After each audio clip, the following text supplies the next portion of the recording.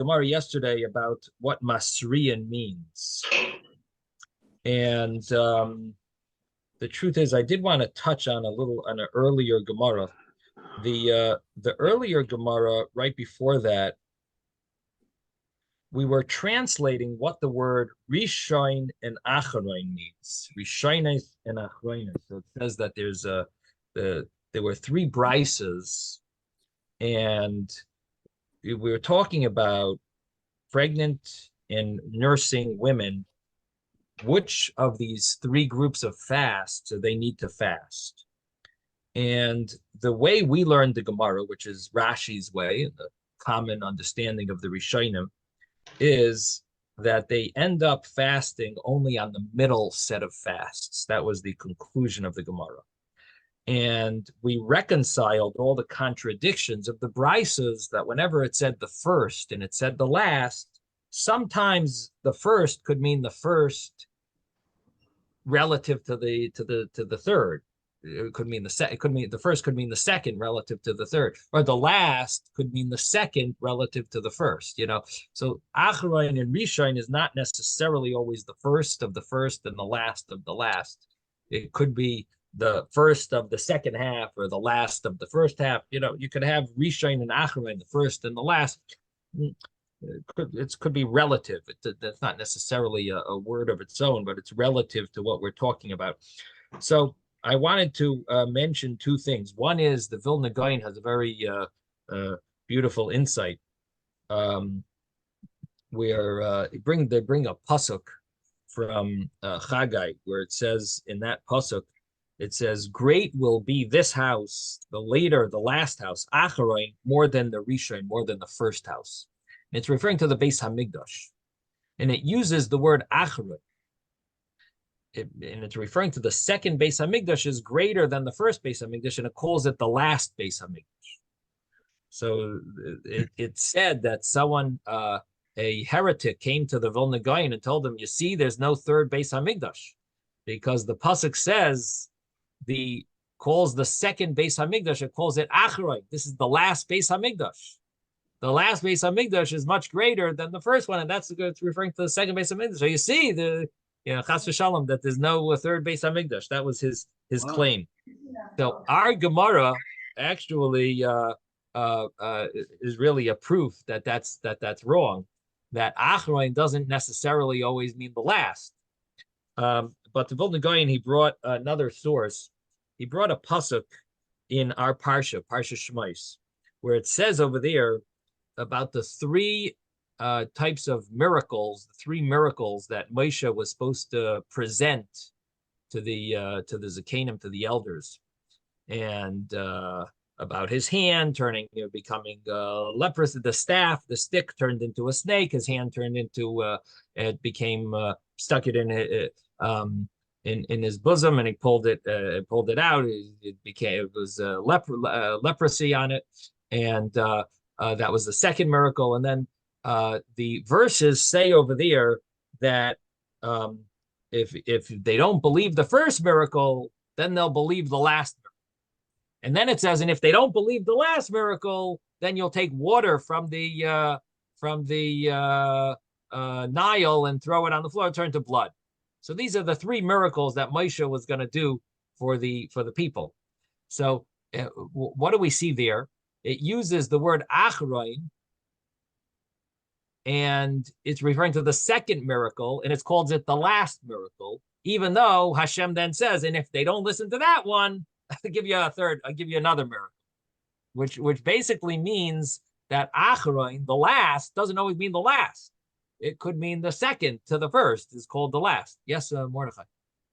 Yeah, this also reminds me, it says that if somebody did a Safek Kedushin, and that let's say there were two groups. The oldest of said the oldest daughter, and the guy has four daughters or something. It's the oldest of the older, or the oldest of the younger, or the youngest. I remember that mission. Yeah. Right, and according to all opinions, the only one that's exempt is the youngest of the youngest. Right.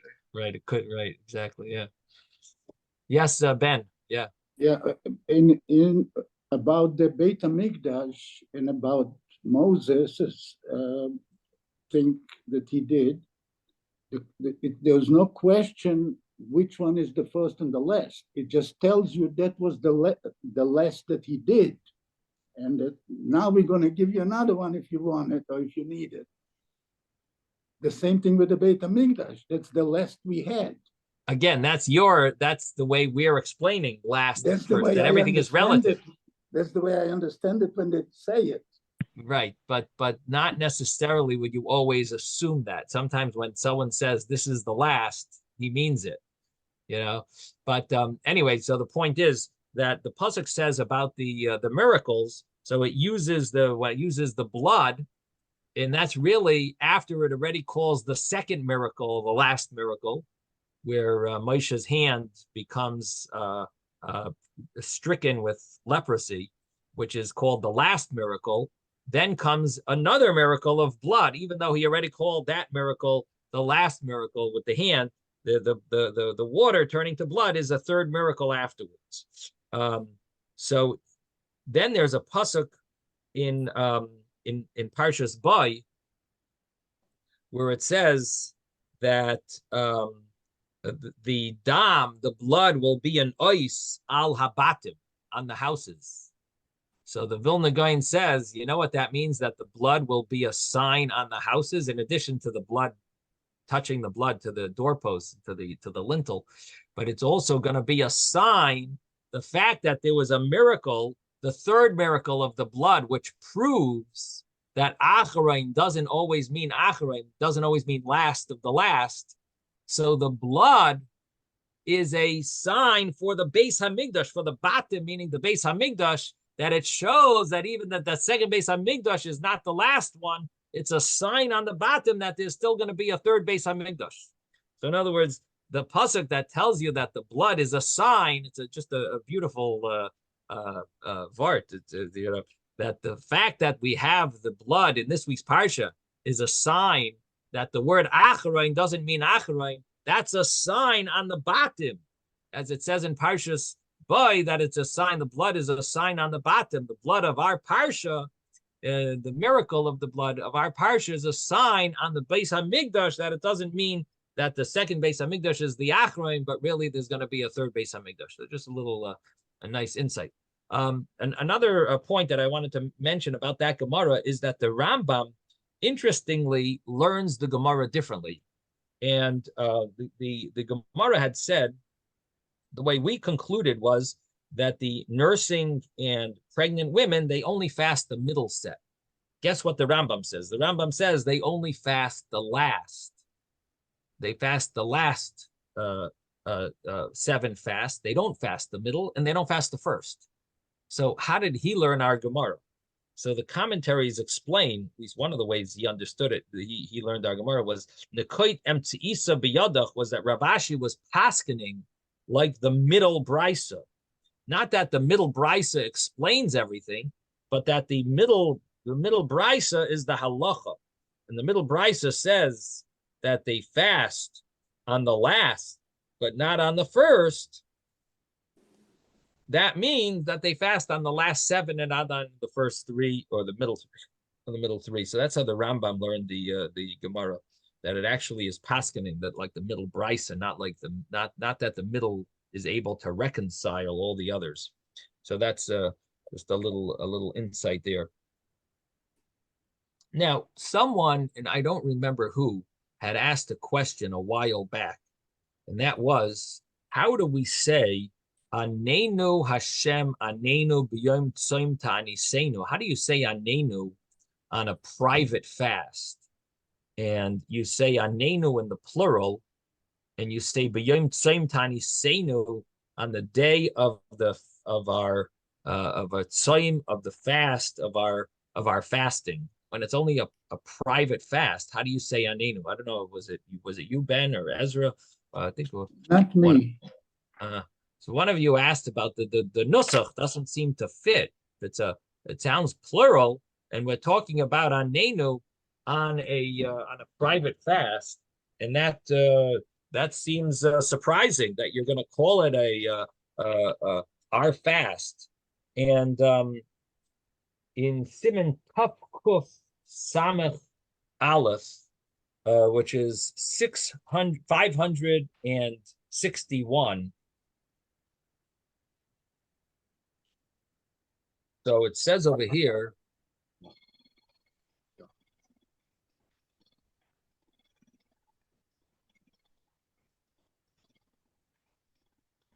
but it says Beyom Koreinu, that's also in plural.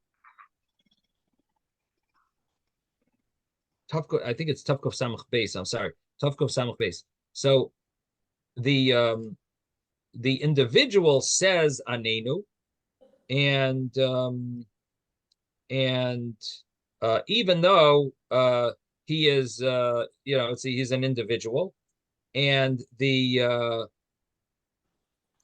Taz over here has a big question. How could you say it's Tavkov Samach Base? Not to, it's chapter 562. So the Taz here says that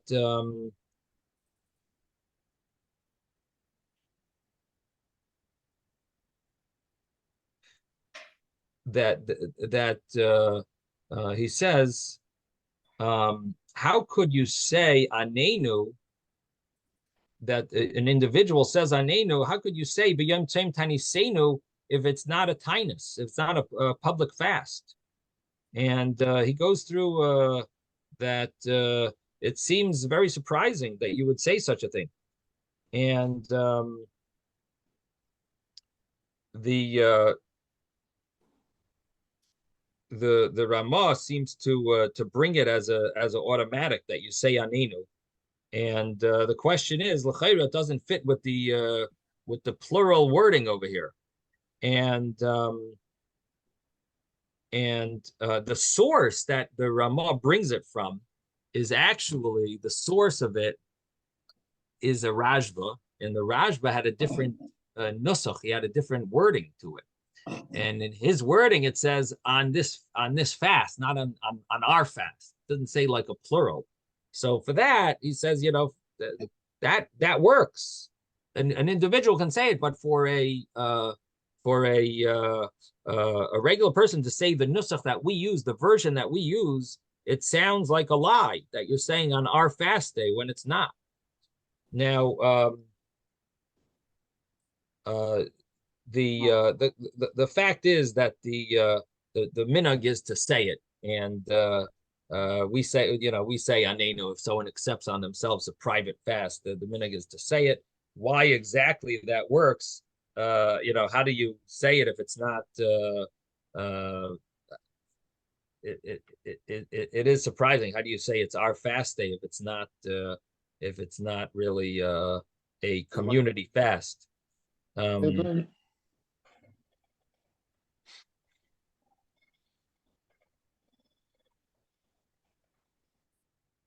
So the Taz wants to say you should skip out those words.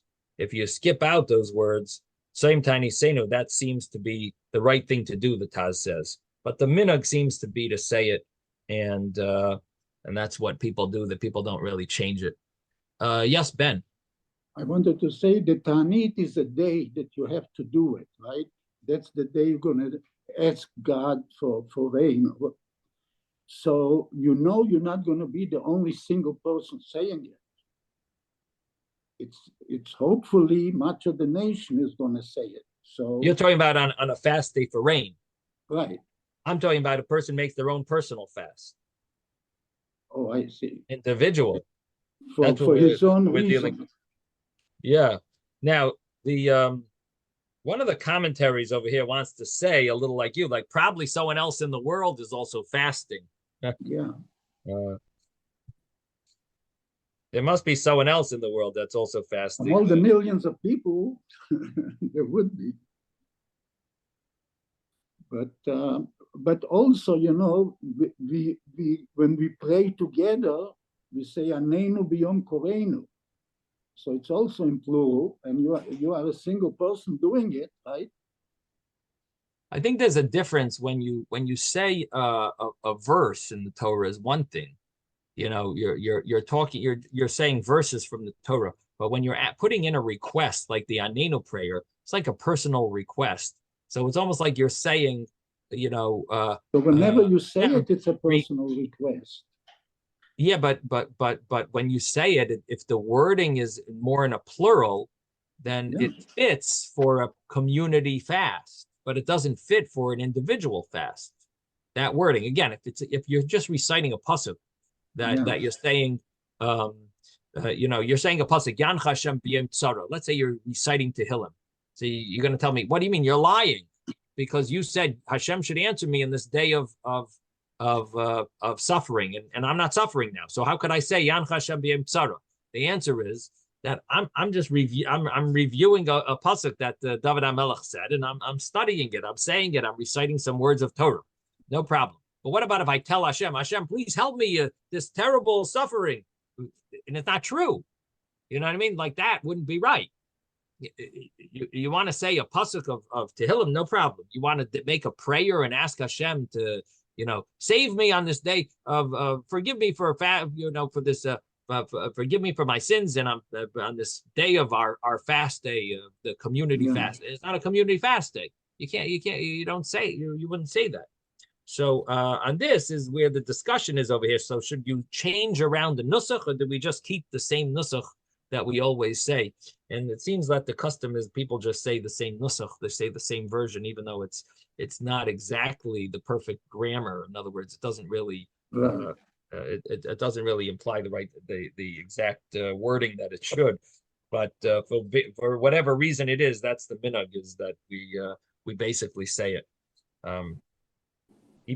Even though the Taz wants to say you should switch around the wording and change the wording. Okay, now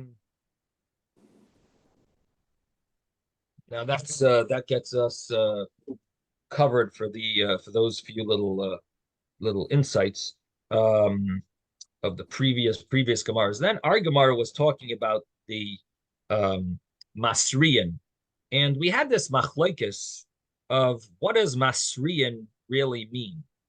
Does it mean with a shofar, or does it mean with the prayer of a special type of prayer called the Anenu prayer? And this Anenu prayer is not the Anenu that I just spoke about a minute ago, but it's the Anenu prayer of Slichas. Anenu Elokeinu, Anenu Avinu Anenu Elokei Avram Anenu Elokei Yitzchok Anenu Elokei Yaakov Anenu, that we say, Hashem, answer us. And it's a special prayer. And the Chachamim understood that when it says Masriyan of the Mishnah, that there's a special calling out, crying out that we do to Hashem, that crying out that we do to Hashem could either mean, and that's done specifically on the last 7 fast days, and it wasn't done on the earlier fast days. It was something unique about the last 7. And the Gemara is considering that maybe what is that unique thing? You know what it might be? It might be blowing the shofar on the fast day. Or another option is, you know what it might be? It might be this Anenu prayer. So one of the things we see from this Gemara, which most people probably don't realize, is the value of this Anenu prayer. Look at how valued it is in our Gemara. Look at the significance of it, that we make a big deal out of it, that it's possible that was the prayer that they did only on the last 7 fasts, the most strict and serious fasts. They made a big deal that we call, the Mishnah says, you know what's unique about these 7 fasts? That we are Masri, and we say this Anenu prayer. Now, most people, when you do Slichas, you just mumble through the Anenu prayer, and you think the most important part are these special poetic paragraphs within the Slichas. But the other stuff that's like more generic, just go through it, like go through it fast. But here, our Gemara makes a big deal. It's interesting that our Gemara is making a big deal out of this Anenu, the Anenu paragraph, which most people just like fly through. But this is a very powerful prayer. You see that the Gemara has a thought, at least in the Gemara's thought, that you see it was unique for the final fast days. That's in the Gemara's thought process. Now, the reading of the Gemara that we did yesterday was according to Rashi's pshat. And I must tell you, when you simply read the Gemara, you normally wouldn't think of reading it that way, because there's 1,000 Gemaras that have a similar style to it, and you wouldn't translate it the way we did yesterday. Rashi, for whatever reason, wants to learn it this way, but there are other Rishonim that learn it differently, and they learn it more of the simple way, the way we translated the Gemara. In other words, the Gemara asks a question about what does Masriyan mean. The Gemara says there's two opinions. It either means shayfer or it means anenu. And then the Gemara brings a proof that it has to mean shayfer. And then the Gemara says that the opinion that says anenu agrees that it means shayfer. And the opinion that it says shayfer doesn't agree and says it only means shayfer. It doesn't mean anenu also. In other words, one opinion agrees to both. The opinion of anenu also agrees that there's shayfer, and the opinion that says shayfer, he only says shayfer. He doesn't agree to anenu. That's the Gemara's answer. Now, how do you translate that answer? So in 1,000 places in Shas, that answer would mean that our Gemara that we're talking about the last 7 fasts, one opinion would say you do both, Masri, and you do shayfer and anenu. And the other opinion would say that you only do shayfer and you don't do anenu, right? That would seemingly be the simple way of learning it. Rashi comes up with he comes up with a different, like a curveball over here. He says, no, our Gemara, our Mishnah that talks about Masri, and everyone agrees it's only shayfer. Regarding fast days that have to do with rain, only shayfer. Everyone agrees, only shayfer. When it comes to the word Masriyan in other places, that's when you have an argument that Masriyan could either mean shayfer or it could mean anenu, and that depending on these two opinions, it either means one or the other. In other words, so the word Masriyan sometimes means shayfer, sometimes means anenu, according to one explanation, but not that it ever means both. It either means one or the other. When it comes to rain, Masriyan means shayfer. This is the way Rashi is learning it. When it comes to other types of fast days for other types of dangers that are affecting the community, then it means it would mean anenu. But rain, it always means shayfer. This is the way Rashi is actually learning the conclusion. So let's just go over it inside. So how the Mishnah said Basriyan. And we have these two opinions, and interestingly, both of them are called Rav Yehuda. One is the plain Rav Yehuda, the other one is Rav Yehuda, the son of Reb Shmuel Bar Shelas, in the name of Rav. So he said it in the name of Rav. I guess the easier way to call this opinion is Rav, because this one is said in the name of Rav. The other one is Rav Yehuda just says it himself, Rav Yehuda, and this is in the name of Rav. So the opinion of Rav Yehuda was shayfer, and the opinion of Rav was anenu. So the Gemara said that we have a brisa that says you have 7 tiny ois, which are 18 hasra'is, which means masriyan. There's 18 masriyan. And a symbol for this is Jericho, Yericho. We know that in Yericho, they blew the shayfer, and they caused the wall of Jericho to fall down, sunk into the ground. So the Gemara understands that if we are comparing it, these hasra'is, it says 18 hasra'is, comparing it to Jericho, Yericho, so it sounds like that hasra'is means shayfer. What was the other option? That it might mean anenu. But Jericho, the famous thing about Jericho is that they blew the shayfer.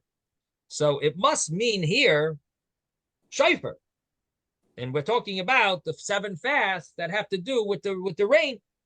So the Gemara understands. So the Gemara says this proves wrong. The one that says hasrois means anenu.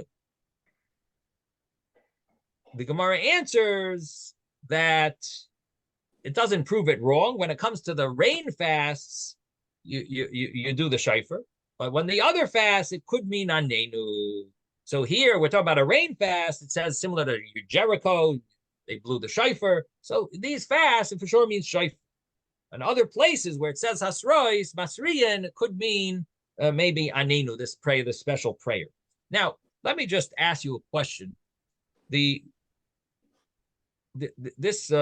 source that we're asking this question from, that Hotanya Ein Peichsin, this brisa, that it says we don't do any less than these seven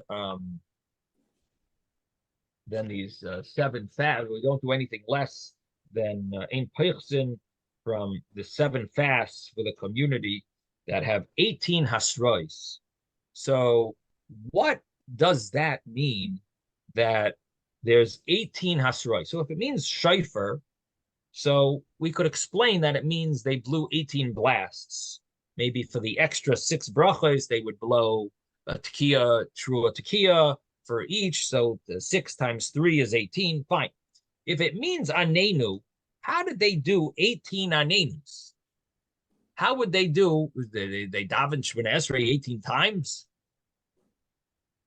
In the 7 fast days, if you want to count every davening, they said anenu in each davening, Ma'ariv, Shachris, Mincha, that would be 21. How are you going to translate it to mean anenu? So the commentaries just struggle with this. What would it mean? In other words, the Gemara proves anenu is wrong from the fact that it says Yericho, but it doesn't prove it wrong from the fact that it says 18. How would you do 18 hasrois in these 7 fast days? What would the 18 be? What would they consist of? So there seems to be an option, maybe the anenu prayer of the nusach, maybe the version of the anenu prayer that they had in those days was 18 sentences of anenu elokei anenu elokeinu anenu anenu avinu anenu anenu elokei avram anenu. It seems like they had a version that had 18 of them, and that's what the Gemara means. Anenu would be said that Asrois could mean anenu, and it would be 18. The only problem is that it says Yericho. It says similar to Yericho. That's a problem. That sounds like shofar, not anenu. So the Gemara says you're right. When it comes to the 7 fast days of for rain, that they only did shofar. They didn't do the anenu prayer. So the Gemara's answer is, but the anenu prayer was done for other types of times when they did the hasrois, and that would be for other types of dangers. Now the Gemara then brings another question, and the other question is that that it says for other types of punishments that happen, like chicha, chagav, zavov, tzira, which these are type of not major dangers, and therefore they don't have the stringency, they don't have the seriousness of the original the certain times when we consider it a major danger. There's some type of a chichoch. Chichoch is people have some dermatology issue. They're scratching, and there'll be boils, some type of boils.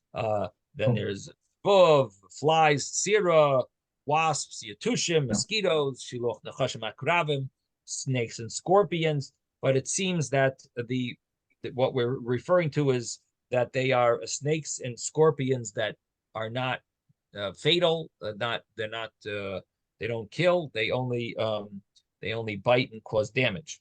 And all of these cases, it says they would be loy hayu masriyan ala tsayakin. They would not do the masriyan. They would be tsayakin. They would call out for mercy, but they wouldn't do the masriyan.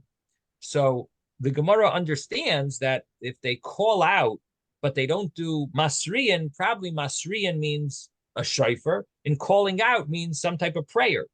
So it sounds like masriyan means shofar. So the Gemara answers that you're right, but there's 2 opinions about this, and it could be that that masriyan, that there's a different opinion and the other opinion would say that it's with anenu. And what's the other source? The other source is actually a Mishnah. Mishnah says on these you are masriyan on Shabbos, and talks about some situations that are dangerous. If there's a city that has been sieged by troops, by an enemy army, or there's a river that's threatening to flood the city, the houses, the fields. There's a sfina, there's a boat that's shaking in the sea. It's floundering, and so all these cases, it says we're masriyan on Shabbos, and Rabbi Yossi says you can ask for help from people, but you can't actually do a tza'aka. You can't do this major prayer on Shabbos, because we have a special we have a rule about Shabbos that we don't do certain prayers on Shabbos that are, the way Rashi understands it, as sort of like asking for a miracle. You don't pray in vain on Shabbos, because you're asking for a miracle. That would be a prayer that's possibly in vain, and seemingly that's the understanding of Rashi. One other Rashi gives another interpretation. The other interpretation of Rashi is that you don't do this in public; you can only do privately. But basically, Rabbi Yossi argues on this rule of doing this, of doing a crying out. But the question is, what is the crying out? What is this masriyan that the first opinion says? So it can't mean a shofar, because you don't blow shofar on Shabbos. So it must mean that it's talking about the anenu prayer. So you see that there are those that hold that masriyan means anenu. There are times when we do that we call masriyan anenu, and these are the examples. This would be an example of masriyan means anenu. So that's the basically the conclusion of the Gemara, that masriyan sometimes could mean anenu, sometimes could mean shofar, at least according to one opinion, and the other opinion says no, it always means shofar, and that's the way, at least that's the way Rashi learned this Gemara. The other way of learning the Gemara is more of a simple way, that it's possible to say that even in case of rain, you could say that it refers to anenu, or refers to shofar, or it could be both. And if you say anenu, then for sure you blow the shofar as well, and there's no question about it. That would be the way to learn the other opinion of the commentaries on the Gemara. Okay. And then we said, bottom of the page 14, we said that in the years of Rabbi Yehuda Nasiya, which seemingly was, there's a famous Rabbi Yehuda Nasiya, who's the grandson of Rebbe, but the question is, it seems like he lived at the same time of Reb Ami. So some want to say it must be the grandson of the grandson of Rebbe Yehuda Hanassi, which would be like the great-great-grandson of Rebbe Yehuda Hanassi. But basically, in his years, there was some type of a tzara, there was some type of a affliction or danger, and he established 13 fasts, and they weren't answered. So the question was, should we establish more fasts? And now we turn to page 14b. And the Gemara said that so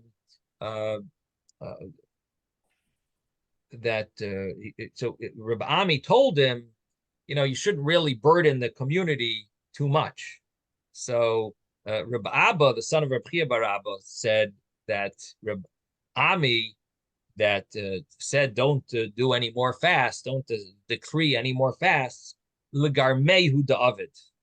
Very surprising statement. He says that you know why he told you not to do that? Because he doesn't want to fast anymore.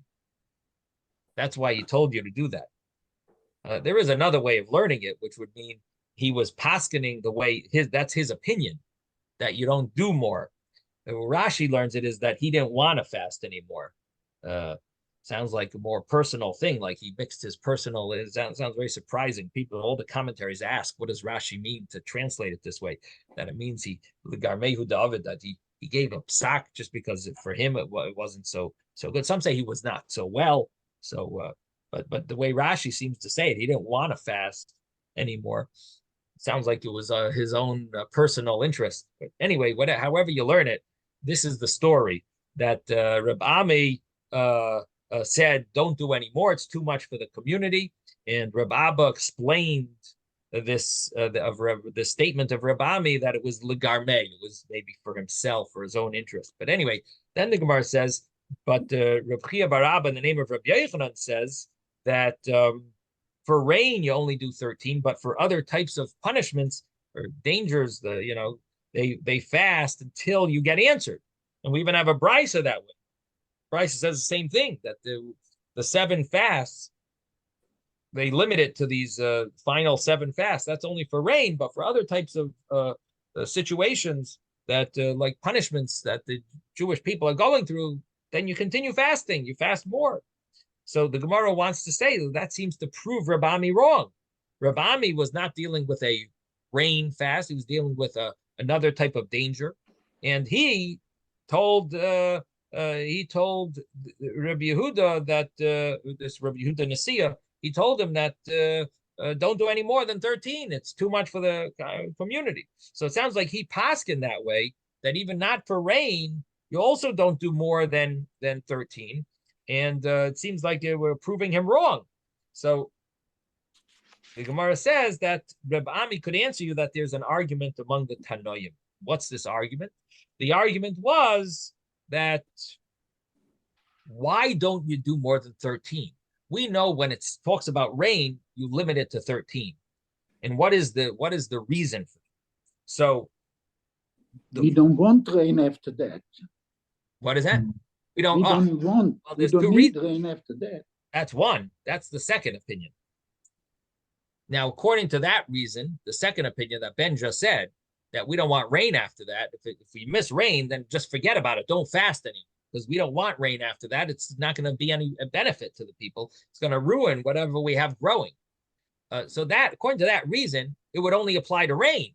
Well, what happens if there's some other danger that's going on in the community? Like, let's say there's a plague of mice and rats, rodents are affecting them. Let's say there's some type of plague. I'm just giving an example. So we just had it in Chicago. Yeah, really? Rodents? Because I heard they had it in Bnei Brak. Before it got cold, there's a bunch of rats in the alleys. I was thinking of in Bnei Brak, this year, Sukkot time, they had a whole plague of rodents, Bnei Brak. So there was a whole shiloh if they were allowed to sleep in the sukkah because dangerous. Anyway, so the question is, so you have this major plague. So what do you do with regard to the 13? Let's say it doesn't leave after 13 fasts. It didn't end. Would you fast more? So if the reason why we only do for rain has to do with the fact that we don't want rain afterwards, so that only applies to rain. You only do 13 because it's already Nisan time. It's already close to Nisan. You don't want rain after Nisan. But according to the reason that it has to do with, we don't want to burden the community. So it doesn't matter if it's rain or if it's for rodents or whatever other problem you have.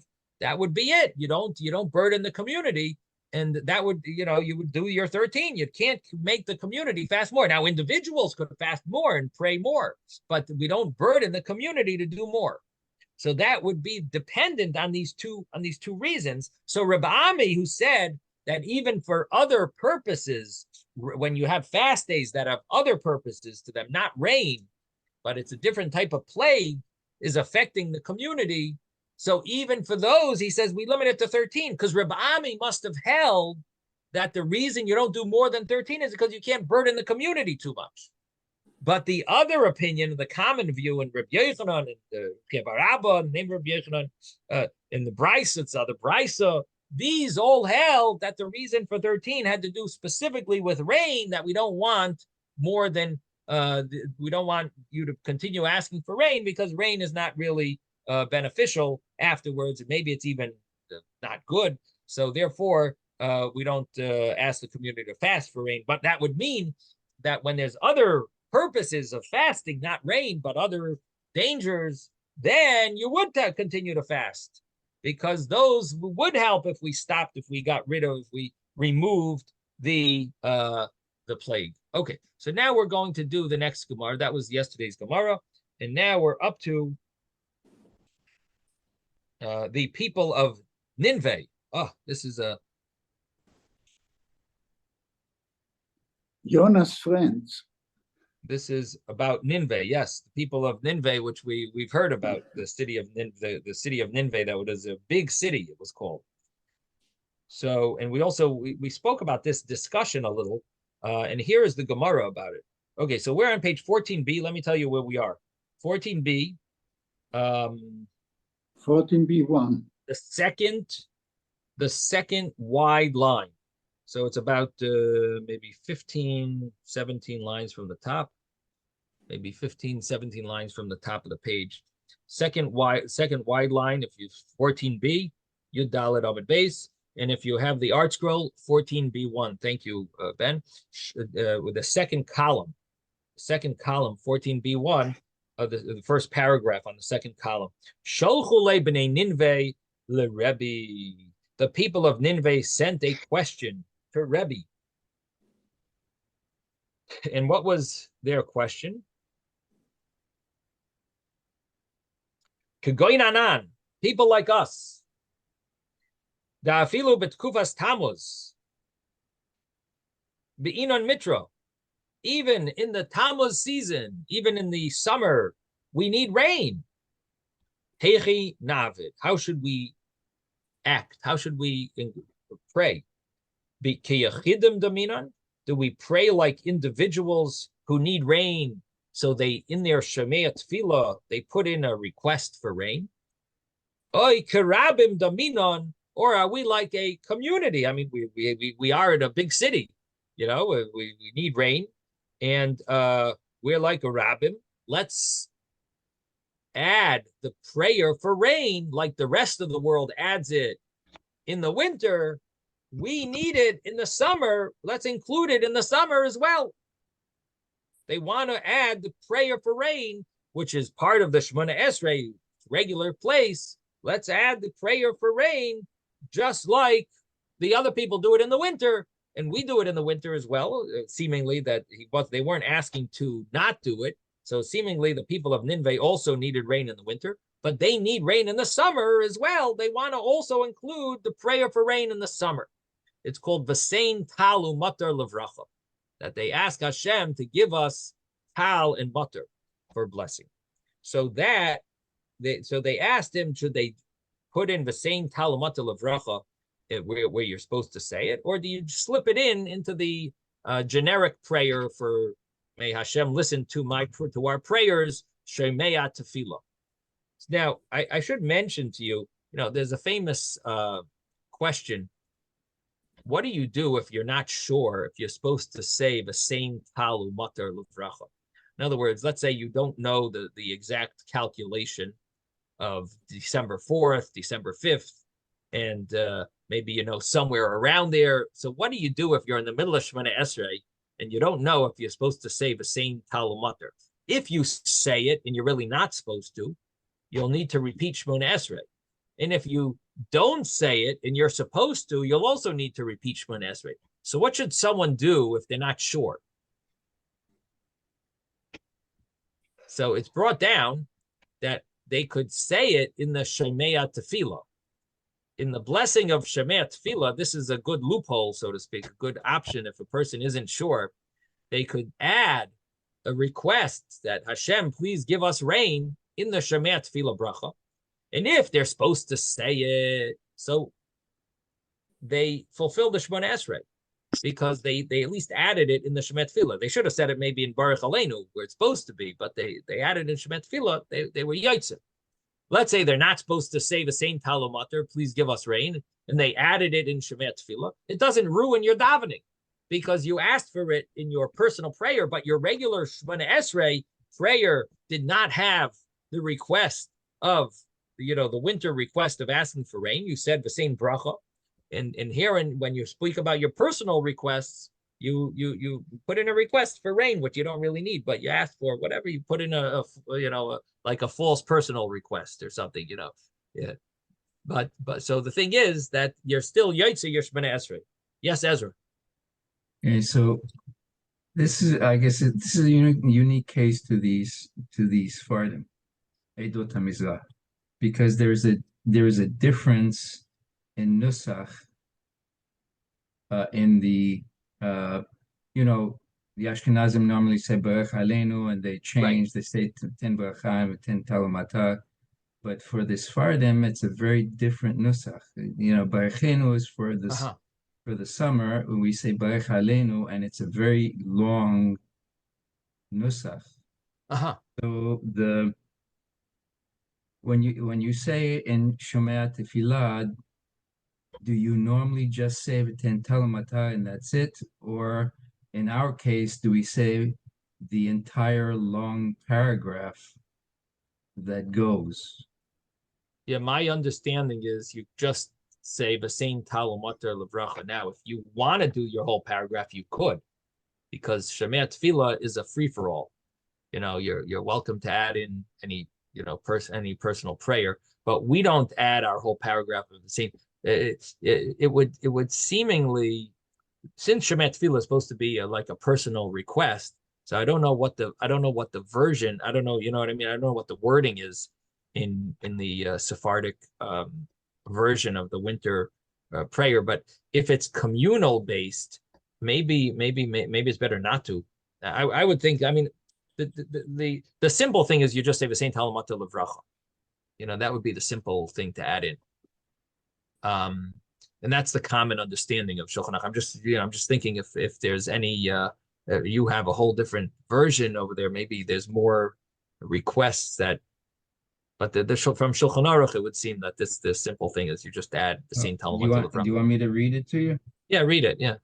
It says, we say Barech Aleinu Hashem Elokeinu et hashana azot ve'et kol minei tevuata letova ten talumata libracha al kol penei ha'adama ורבה פני תבל, ושבע את העולם כולו מטובח. ומלא ידינו מברכותיך, מעושר מתנות ידיך, שומרה והצילה שנה זו, מכל דבר רע, מכל מיני משיב, מכל מיני פורענות, ועשה לה תקווה טובה, ואחרית שלום, חוס ורחם עליה, ועל כל תבואתה ופירותיה. ברכה בגשמי רצון ברכה ונדבה אותי אחריתה חיים בסבב שלום כשנים הטובות לברכה כי אל טוב מטיבתה ומברך השנים ברוך אתה השם. Okay, well, now I see why Sephardic Shemona Esrei is a little longer than the Ashkenazic. Yeah, added like a few extra sentences over there. In the winter, yes. The winter. But I'm just joking. It's only two or three sentences. But yeah, it would seem that the same. I mean, that's a very long thing. No, there's a halacha that if a person misses, saying it right in the beginning of Shemona Esrei, this is a very common halacha. Everyone has to know this. If you miss the same Talamata Levracha, what do? You said the wrong paragraph. Let's say for Sephardic people, they have all different paragraphs. What do? In the Shemet Tefillah, you just say the same Talamata Levracha. That's all you need to do. I can't imagine that the Sephardim do that whole paragraph. It would seem a little crazy that they would have to do the whole paragraph. The same Talamata Levracha. That's that Yaitse Shemona Esrei. I mean, if you find out that I'm wrong, I'd like to hear it, but I can't imagine that they would have to do that whole paragraph. The main thing is the Chachamim established we have to ask for rain. That in the Sephardic nusach, there's different. That's a very nice nusach, but it doesn't mean that when you're doing the makeup that you would need to say that whole thing. You know what I mean? All you got to do is add those words that the Chachamim established. And the main words are these words. I should mention also that the rest of Shemona Esrei, it's not like you can't add anything. There are, if you have a prayer that a person wanted to add in the other parts of Shemona Esrei, theoretically they could, which means that the nusach of the rest of Shemona Esrei, different stuff that could be added within a bracha, within that paragraph, I should say. Theoretically, it could. Of course, it's not the minhag to do it, but there are sources that, if you have something that's specifically applicable, could be added in those other paragraphs of Shemon Esrei.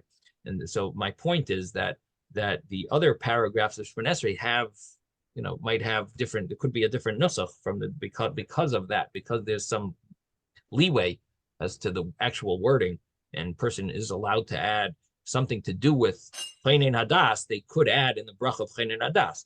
Now, the custom is we just add everything in Shemet Tefillah, and that's the way it's done. So bottom line is, getting back to our case, I was giving an example where a person doesn't know if they're supposed to say V'sein Tal U'Matar or V'sein Bracha. So when it comes to what they can do is do the non-V'sein Tal, don't ask for rain in the Baruch Aleinu blessing. Don't do the winter, do the summer version. And then when it comes to the Shemet Tefillah bracha, that's when you can add, you could say, V'sein Tal U'Matar bracha, ask for rain. And then you fulfilled you've covered all bases, because you didn't do the winter Shemona Esrei, you did the summer Shemona Esrei. So if it's the summer, for sure you're good. And if it's the winter, you at least put in a request for rain, at some point in the Shemona Esrei, and that exempts you from that you did ask for rain, so you fulfilled that obligation, and you fulfilled your Shemona Esrei. So that's just a good side point if someone doesn't know. Now the case here is that the people of Nineveh really need rain in the summer. So the question is, should we do like an individual does and adds his requests, personal requests in Shemet Tefillah bracha, or should we do like the community does, Kerabim Daminan, and we would add the request for rain Uba Berchas Hashanim in the blessing of the years that we ask over there. We talk about the produce, and so maybe we should ask for rain there. So Shalach Lahu, so Rebbe sent an answer, and he said, Ki Yechidim Demisu, you're comparable to individuals, Uva Shemei Tefillah, and you should ask for rain in the bracha of Shemei Tefillah. Now, I don't know if you remember, but I brought up this type of question, but I brought it up the opposite way. The question that I mentioned a few weeks ago was that what happens if a certain community, for them, rain is bad for them, if rain ruins their produce. So it's the winter, and halacha says you're supposed to ask for rain, but the situation is that really rain for that country is really not good for them in the winter. Now, I did mention that is a theoretical question, because it could be that there is no place on earth that rain is bad for them in the winter, in the winter months, in the what we call the winter months, which is between Sukkot and Pesach. There is no such thing, but what would be if there was a case where it's really bad for them to have rain? And the Chachamim say in the Shulchan Aruch, it says you're supposed to ask for rain, but you live in a country where it's really bad for you rain. How could you then ask for rain? And on the one hand, it's part of the Shemona Esrei. On the other hand, for you, this is not considered shouldn't be. It's not the right time. So how does it work in such a place? So I mentioned that there's a whole discussion from the Rosh and other later poskim about what to do in these scenarios. But this seems to be so. So this is the question, and Rebbe answered him back that you ask for rain like Yechidim do. And in other words, like you just ask for rain in the Shemet Tefillah bracha. And this is how they do it, actually, I believe, in like Australia, that they need rain, what we call the summer. And so most people don't ask, so you don't ask for rain in the regular Shemoneh Esrei because it's the summer and you're not supposed to ask for rain. But they do ask for rain in Shemet Tefillah, or at least some people probably do. And this way they're asking for rain when they need it. We're going to stop here. Sei gesund, everyone. But Yeah. what happens, normally we ask for rain in the winter. So in the Right. winter in Australia might be is the equivalent of the summer, and that's not really what you want. Right. So the thing is, we follow the Chachamim's rule of starting on December 4th or December 5th and ending on Pesach. And that's when everyone asks for rain.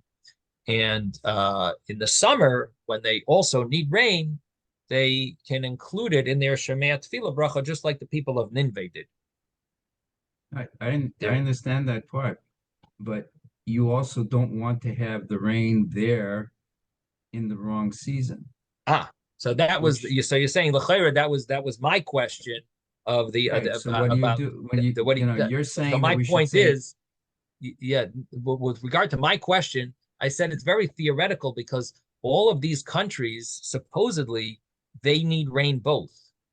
They enjoy the rain in the other in our winter as well, which is their summer. They also benefit from the rain because they do crops in the summer and somehow it's beneficial. In Israel, for some reason, you can't have rain. It ruins it if there's rain in the summer. Why that is, I don't know. But somehow in Israel is it's very well known. You can't have rain in the summer. That's throughout the Gemara. That's what we understand. Of course, it would be nice to speak to someone who knows this field in science, why that is in Israel. So, but in all other countries, it's considered to be that I've heard about. It's considered beneficial that if for them to have rain. So that's my understanding. So in other words, my question is more of a theoretical question. In Israel, you water the fields because it's not raining. They're still watering the fields. Are they still water the fields? Oh yeah. But throughout the summer? Yeah. And If for the it's not grain? enough rain, they water the fields. No, if there was enough rain in the winter. It has nothing to do with the summer. There are different crops. There are crops for the summer, there are crops for the winter. Well, that's an interesting point. Somehow there's some understanding that it ruins the grain. If it rains, Rain it'll ruin the doesn't grain. go in the summer, but So that's the thing. It'll ruin the grain. Now, in other places, they do have a winter crop of grain. I don't know why in Israel they can't. no, I'm talking about fruits, vegetables. There's other crops, a lot of crops. Yeah, so I understand what you're saying, Ben. Basically, we don't want rain because it'll ruin the grain that was growing in the winter. That Right. grain will get ruined if it rains on it. So you specifically don't want rain. So you want to plant some other stuff. Okay, you'll water it personally. Right. You'll do your individualized watering, but you're not going to do you don't want rain because it'll ruin the crops. I'm just wondering why there isn't this concept of having I guess the grain there. What about in other countries where it rains in the winter and the summer? Doesn't ruin the grain? Like how does that work? Like why in Israel is it that way? Just an interesting scientific question, you know. Well, other countries it rains in the summer and doesn't ruin the grain. Well, the grain in China, they need to grow it in the water. The rice is their grain. It depends on the countries. If anyone wants to look into this, that would be interesting. Okay, Sei gesund, everyone. Have a wonderful day. Thank you. Thank you. Bye, everyone.